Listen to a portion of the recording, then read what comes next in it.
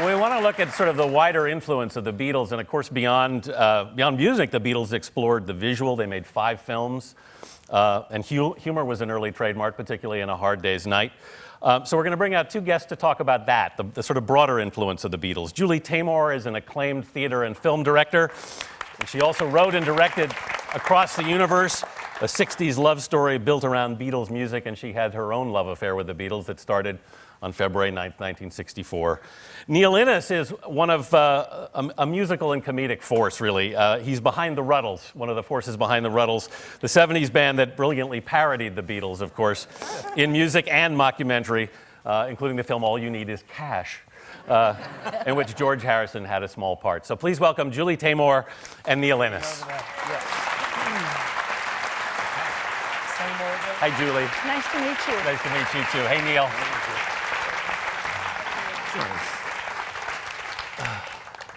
Julie, let me start with you, because I know February 9th, 1964 actually inspired a work of art out of you. What happened exactly?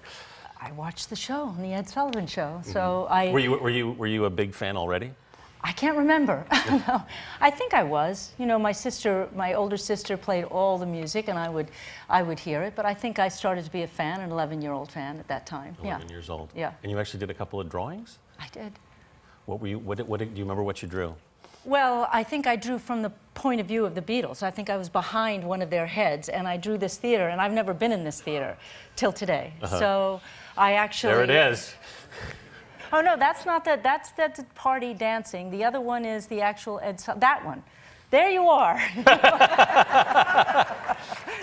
I like the girl with her head on the floor there. I think there were a couple of girls here like that night. And I think that one there with the bangs and the bow is a self-portrait partly. Is a self-portrait? The tears, too. The tears. Oh, I don't think so. I think that was made-up tears. But obviously, it was just so thrilling and exciting to see not just the performance of the performers, but the audience. Mm-hmm. The audience, the reaction of the audience. That was historical as well. Just amazing. It was. It told you something really big was happening, I think. Mm-hmm. Neil, how were you first exposed to the Beatles? I don't like the sound of that.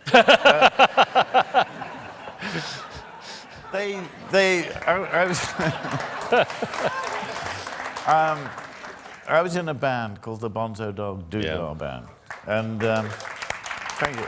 But and because we knew Paul's brother Michael, he was in a band called the Scaffold, and anyway, one thing led to another. The next thing we get a call: would we be in this movie they were making called Magical Mystery Tour? Right. So yeah, we went along and did that. We weren't on the bus. But we were in the strip club doing the censored bit. So you were exposed. I suppose we were exposed. In the nicest you wrote the song "Death Cab for Cutie," correct? Which inspired the name of an indie rock band. That's right. I know, and I got the idea for the song from an American magazine. It's got a true crime magazine, and the headlines, very lurid cover. One of them said "Death Cab for Cutie," and the other one, which we also made into a song, but it didn't quite have the same thing, was called "It Was a Great Party Until Somebody Found a Hammer." So, I mean, that's what we were like, we've got to have that. Well, talk about, one of the things I think that struck Americans so much about the Beatles when they arrived, it wasn't, the music was obviously very powerful, but there was something in their personalities. Humor was such a part of their whole appeal. They were funny guys, in all the sort of stuff, in the press conferences, it's natural, and I think you get that from all the hard work they did in the clubs, living in the same room in the Rat Keller, you get a bond, and then you almost know what somebody's going to say, and you bounce off it. It's a bit like improvisation. Yeah, they were doing, in those days, which came from them being so comfortable with each other. I think and they did things on British television where they did I remember seeing them do a scene from Midsummer Night's Dream.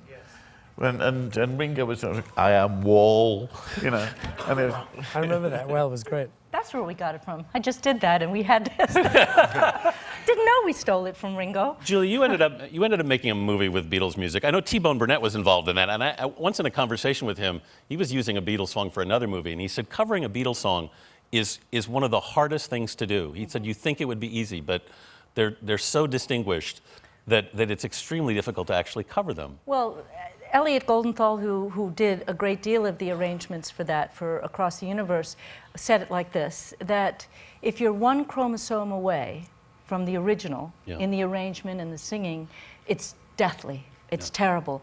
Really, if you're going to do it, you have to change the arrangement. So, because the Beatles themselves, their arrangements, their performance is perfect.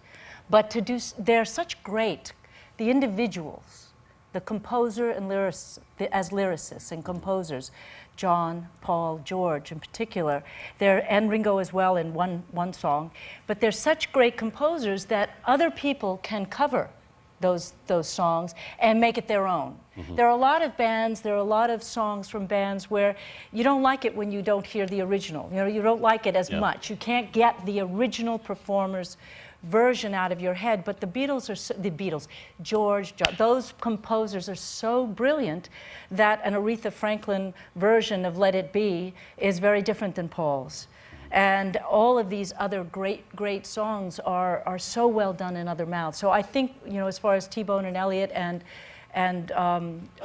T. Skoll, who worked on those, it was very tough. It was very, very difficult for them. But I think it worked well, especially when you put it into female mouths. You know, when you had, because those early songs were channeling 15-year-old girls. They were channeling those girls. Did they do it well?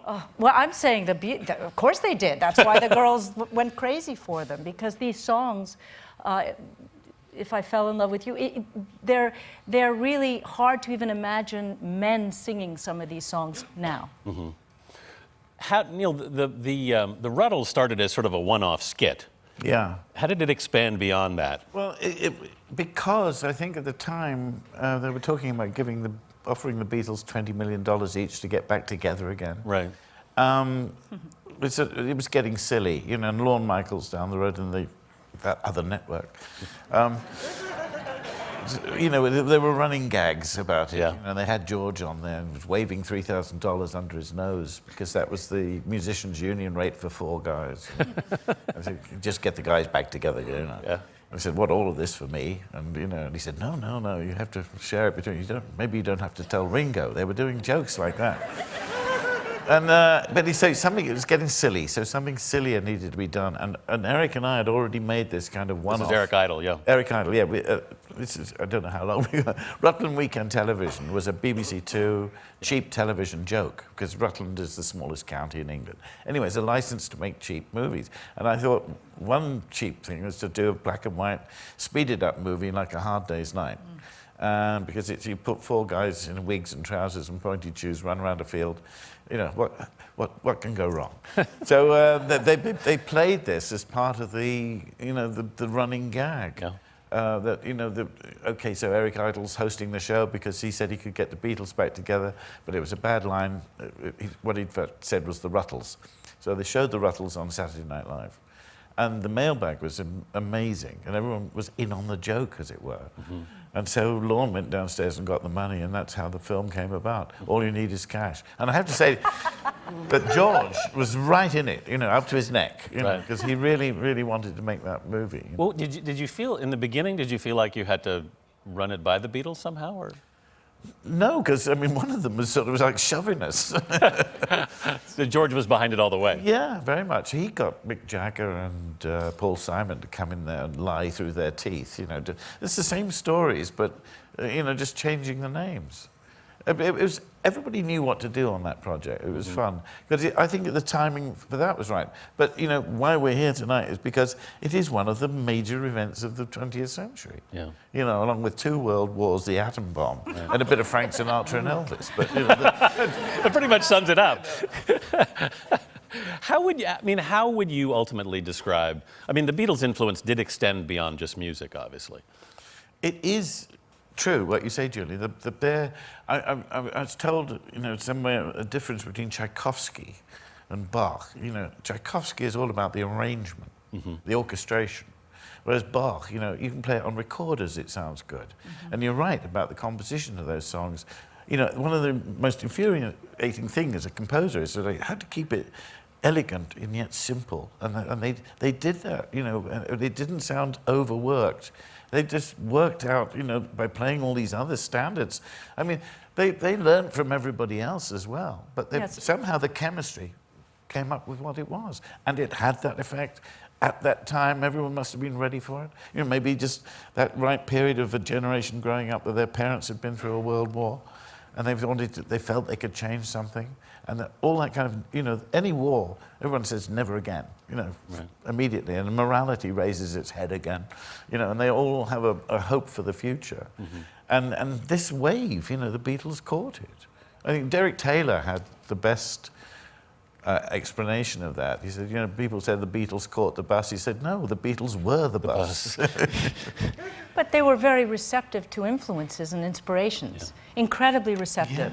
So it's been called the British invasion, but it's really the African-American invasion to Britain coming back to America.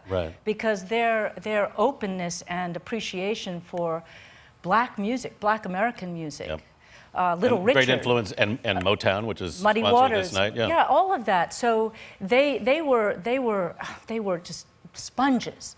And then it goes through their talent and comes out fresh and new. But what is so astounding, and this is what made it really phenomenally, not easy, but made it possible to create a film with almost no dialogue, with 33 Beatles songs telling the whole story, is that their 7 years, we compressed into 2 or 3 years of story time. But the change, the evolution of their music, they were the bus, but they were also on the bus, because the times, you can't separate when you're talking about you can't really separate. The war, it's not that they were political that was the first thing, but you couldn't avoid the fact that the Vietnam War was going on, that protest was going on. So their innocence changed with the rest of the world.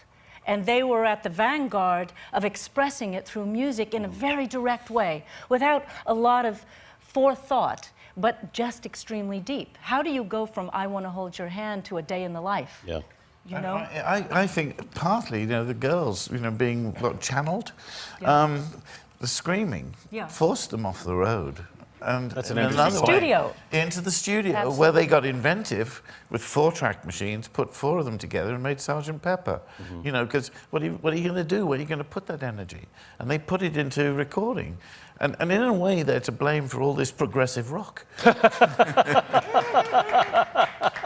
they used the orchestra, even backwards, you know, and George Martin and all his contribution. It's that they didn't stop. They kept going and creating. It was something that is really admirable, and something that all artists want to do, is not to get stuck in one sound and in one way. Somebody made the point recently, I thought it was very interesting, that Elvis sort of ended up being blocked by his own celebrity and lived in it. The Beatles always seemed to be kind of trying to outrun it, and trying to find something new and different that took them beyond it. And which is why, you know, 40 years after they created all this stuff, you can make a movie based solely around Beatles music. Julie Taymor, Neil Innes, thank you both.